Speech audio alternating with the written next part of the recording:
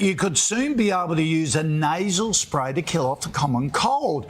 Nasodine has been developed by Dr. Peter Molloy, an Aussie microbiologist who also created Betadine sore throat gargle. He's a smart guy, isn't he? A decade in the making, the product has gone through several phases of clinical trials and, if approved by the TGA, will be sold in your pharmacy. Dr. Peter Molloy joins us now. Morning to you.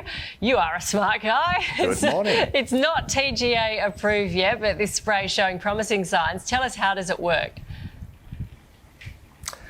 Well, Nasodine nasal spray contains the same active ingredient that is used in products under the Betadine brand. And that is a broad spectrum antiviral agent that kills all viruses, which is really a fascinating attribute. And now, for the first time, it's in a nasal spray. As you said, it's not yet approved. We hope that it will be approved in the not too distant future and it'll appear on pharmacy shelves in Australia. Importantly, Australia will be one of the first countries in the world where it's available. Okay, so Peter, how do you use it? Do you take it when you sort of are getting an early sniffle, or do you take it regularly to stop a cold coming on? Well, Koshi, this is the product. I think you can see that there. Now, that's not approved labelling yet. That's right.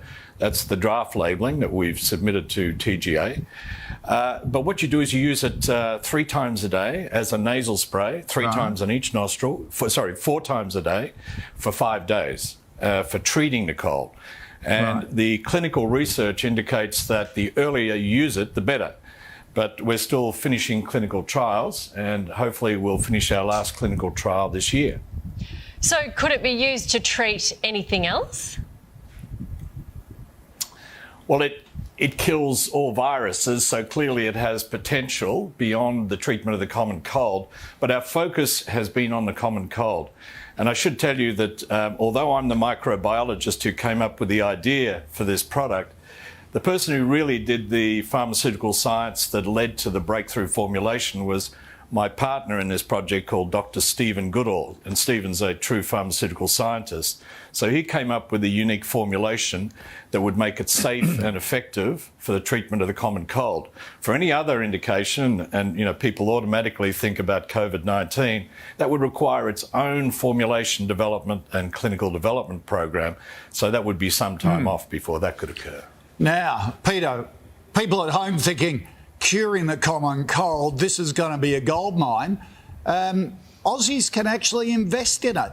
You're listing on the share market today, and half your investors... Well, thank you for mentioning that, Cossie. Half your investors are doctors and scientists. You've got all the good brains in there. They're smart people. You'd think so, yes, they are indeed. And... Up to our last round of investment prior to the IPO, nearly half our investors were people who invested in the company early on because they believed in the concept of a broad spectrum antiviral agent as a treatment for the common cold. And yes, most of them are Australian GPs or Australian doctors in other fields, and a couple of pharmacists as well, and several scientists. Okay. Firebrick Pharma. Keep following you on the AusBiz, the business channel. That's fascinating. All right, Peter, good luck with the... hopefully the markets are kind to you today. I hope so. Thanks, Koshi. Thanks, Nat. Thank you.